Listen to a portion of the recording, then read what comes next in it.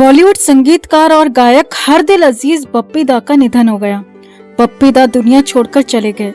69 साल में दुनिया को अलविदा कह दिया और मुंबई के अस्पताल में उन्होंने आखिरी सांस ली। अब बप्पी दा को लेकर बहुत सारी बातें सामने आ रही हैं, लेकिन असली सच तो यही है कि बप्पी लाहिरी ठीक हो गए थे। उन्हें डिस्चार्ज करके घर भी लाया जा चुका था, मगर फिर अचानक कुछ ऐसा हुआ कि बप्पी दा हमेशा हमेशा के लिए सो गए। उनके दामाद ने ये पूरा सच बताया है कि आखिर क्या हुआ, रात के 3 बजे क्या हुआ, आखिरी 24 घंटे में क्या हुआ। कैलाश खेर ने बताया है, और सबसे बड़ी बात, क्या बप्पी दा को बचाया जा सकता था। तो सब कुछ आपको बताते हैं। आप भी वीडियो को शेयर करें और कमेंट में बप्पी दा को श्रद्धांजलि जरूर दें।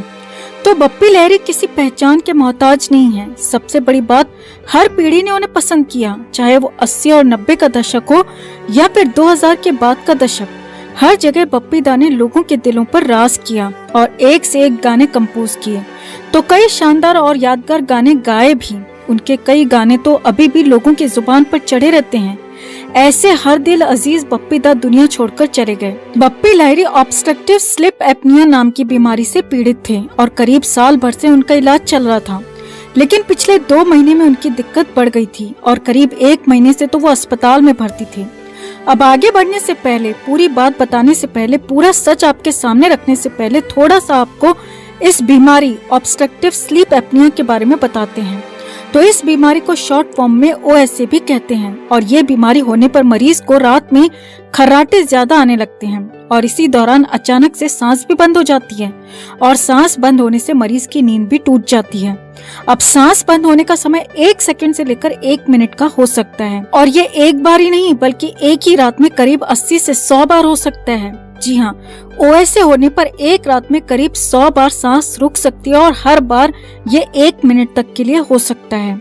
अब शरीर के अंदर इससे कार्बन डाइऑक्साइड ज्यादा हो जाती है, ऑक्सीजन की कमी हो जाती है, जिससे स्लीप डिसऑर्डर हो जाता है। इंसान सो नहीं पाता, उसको घबराहट होने लगती है और शरीर के अंदर गंदी गैस यानी कि कार्बन डाइऑक्साइड ज्यादा हो जाती है। अब ये हालांकि इतनी बड़ी बीमारी भी नहीं है, इतनी खतरनाक बीमारी भी नहीं है कि इससे जान चली जाए, लेकिन इसके साथ कुछ और बीमारी हो जाए तो फिर हालात खराब हो सकते हैं, और यही बप्पी दा के साथ भी हुआ। बप्पी लाहिरी करीब 2 साल से OSA से पीड़ित थे।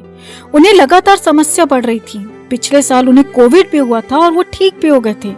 अब इधर करीब 2 महीने पहले उनकी समस्या बढ़ गई और करीब महीने भर पहले उन्हें चेस्ट में भी इन्फेक्शन हो गया था, जिसके बाद उन्हें मुंबई के अस्पताल में भर्ती कराया गया, जहां पर उनकी दोनों ही बीमारियों का इलाज भी किया गया, OSA का भी और चेस्ट इन्फेक्शन का भी।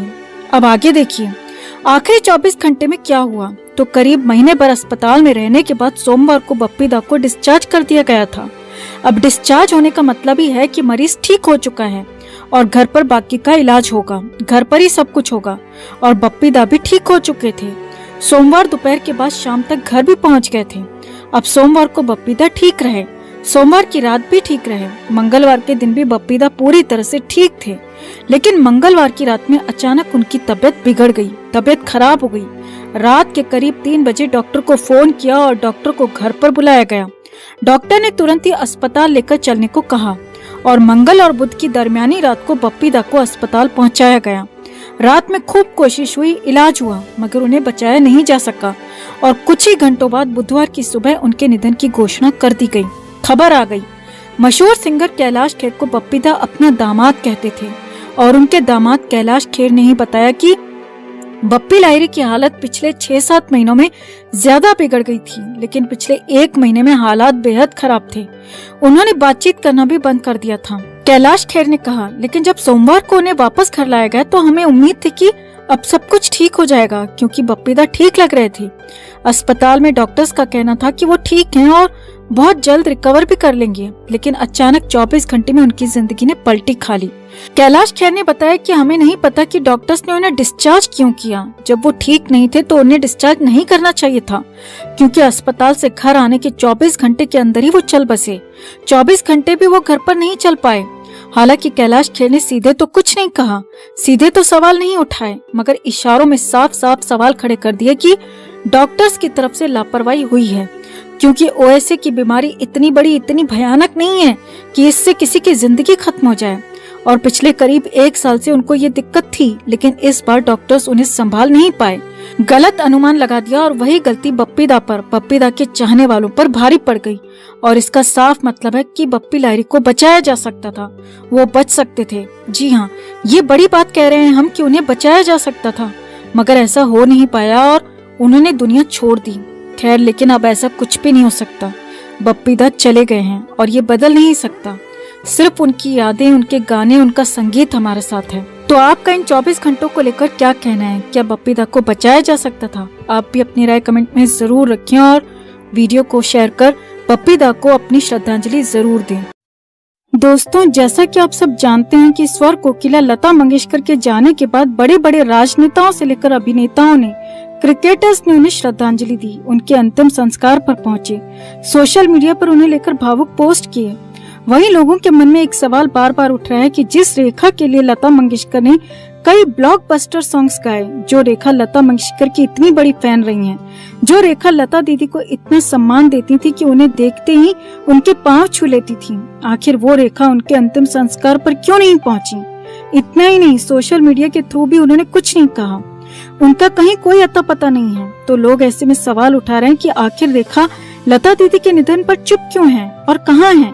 तो आपको बता दें दोस्तों कि रेखा ज्यादातर लाइमलाइट से दूर ही रहती हैं, बहुत कम फंक्शंस में कभी कभार नजर आती हैं और फिलहाल वो अपने घर बसेरा में ही बंद हैं, जहां वो अपनी सेक्रेटरी फरजाना के साथ रह रही हैं। ये बात वाकई चौंकाती है कि रेखा ने लता दीदी के निधन पर कुछ क्यों नहीं कहा, उनके अंतिम दर्शन क्यों नहीं किए। लेकिन इस वजह से लता दीदी के लिए रेखा के प्यार और सम्मान को जज करना बिल्कुल भी सही नहीं है, क्योंकि हर इंसान का दुख दर्द महसूस करने का, एक्सप्रेस करने का अपना अपना तरीका होता है। कुछ लोग रो लेते हैं, कुछ लोग फॉर्मेलिटी करने के लिए पहुंच जाते हैं, लेकिन कुछ लोग इतना आहत हो जाते हैं कि वो बस चुप हो जाते हैं, जैसे रेखा हो गई हैं। हो सकता है कि लता दीदी के जाने का उन्हें इतना गहरा सदमा पहुंचा हो कि वो अभी तक इस बात को स्वीकार ही न कर पा रही हूँ और इसीलिए इस दुख से उबरने के लिए वक्त ले रही हूँ। तो इस वजह से उन पर सवाल उठाना बिल्कुल भी सही नहीं है, क्योंकि रेखा लगती हैं, वो लगती हैं बहुत इमोशनल।